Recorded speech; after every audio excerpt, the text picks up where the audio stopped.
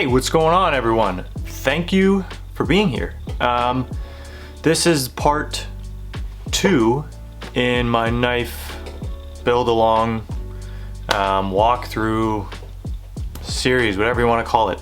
So today I'm going to be doing the heat treat, and I'll share a few tips and tricks that have helped me get the most out of my steel, and hopefully that'll help you.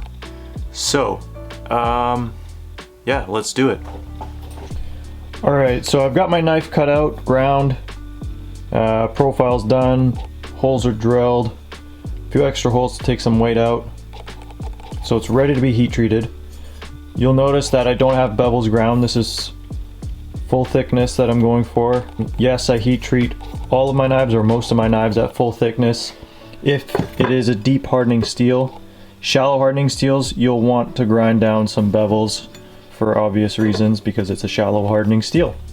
But this is 52100, it's a deep hardening steel, so I'm not worried about that. So the first point I want to make that I think is pretty important is knowing your steel. I mean, that sounds pretty basic and straightforward, but knowing your steel is obviously super important. It'll help you get the best results. I think it's best that you just get to know one steel really well and then move on and, you know, explore different things. So my suggestion to that would be take a couple test pieces of, say, 52100, probably 3 pieces I would do. Heat treat them differently, break them open and see what kind of grain structure you got, and then go based off that. What I did and what I found is I take a piece of 52100, hold it at critical temp for 3 minutes, do another one at 5 minutes, and then do another one at 10 minutes. Break them open, see what the grain structure is like, and then do my final heat treat on the actual knife based off those results. So I do all my heat treating out of a forge. Obviously, if you have a kiln, use that. Controlled temperature is much better than a forge. You don't really know what the temperature is. But if you don't have a kiln and you have a forge like me, it takes a little bit more practice. Now, when it comes to quenching your steel, knowing what kind of oil is going to give you the best results for that is obviously important. So if you can get your hands on specific knife engineered oil, that'll be perfect. If not, try and find something very similar. I used to use canola oil. It's really cheap at a grocery store. Canola oil is, as far as I know and as far as I remember, one of the better ones, one of the better oils for quenching knives in, because it has a high smoke point and that's what you want. But I'm going to be using Parks 50, and then heating up your oil to the appropriate temperature. Parks 50, I think the working range is 60 Fahrenheit to 120 Fahrenheit, which is a big range. So that's nice because you don't have to worry too much about the oil being too hot or too cold. Those are the 2 biggest factors that I've found that has helped with my heat treating coming out of a forge. All right, so what I'll do right now is I'll run a test piece of 52100. The recipe I found that works best for me, that gives me the best grain structure, is I will heat up the piece of steel slowly.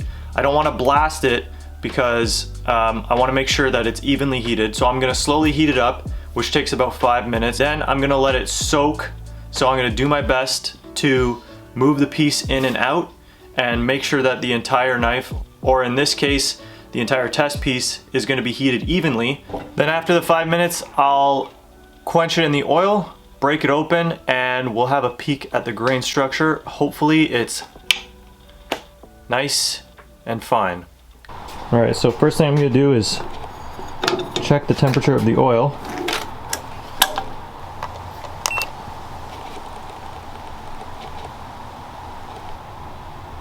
Around 63.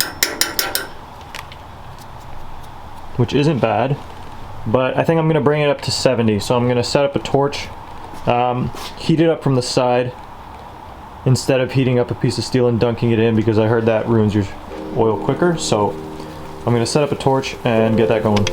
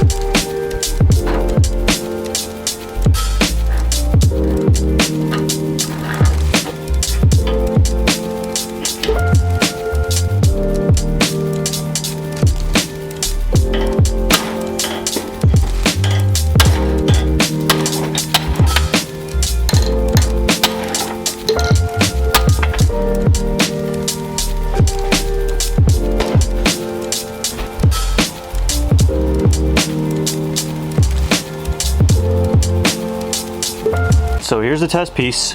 5 minutes to heat up, 5 minutes holding at critical temperature, and that grain structure is super tight, super smooth. That's exactly what I'm looking for. So I'm gonna go ahead and get the knife done.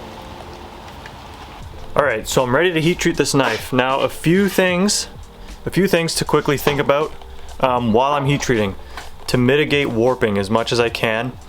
What I'm gonna do is I'm constantly moving the knife in and out of the forge to get an even heat, as much an even heat as possible. Secondly, I'm gonna keep the knife vertical.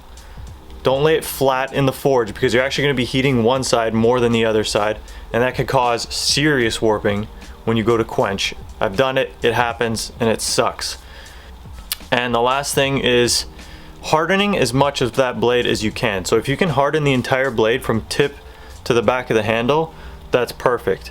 Because if you think about it, if you're only hardening the blade, the junction where the handle gets has significantly less heat compared to where it meets the blade, there's a chance it'll warp right there because the front end of the blade is hardening and the handle, back of the handle is not, so there's a chance it'll warp. Those are 3 things that I have found that have helped me immensely when it comes to getting as little warp as possible out of my blade. So I'm gonna go ahead and do that, and fingers crossed we get some good results.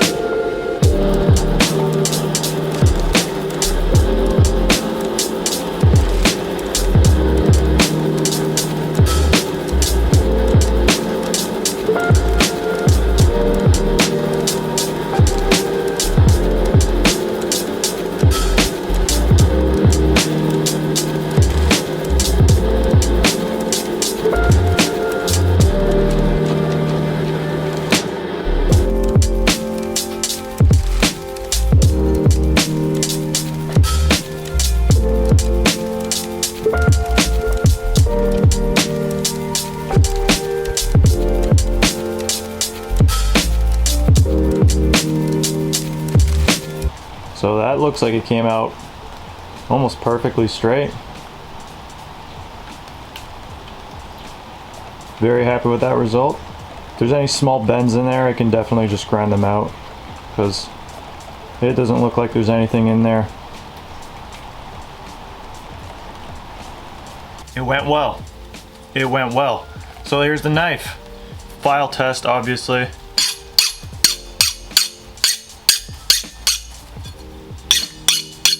I mean, it's about as hard as I can get it. If you got any questions or comments, leave them down below. I will get back to you. And remember, when you're quenching, be safe, don't be an idiot, okay? Don't pull the blade out because you want to see a big fire, unless you want to burn your shop or your house down. Anyways, that's all I've got for you for this one. I will see you in the next one. Peace.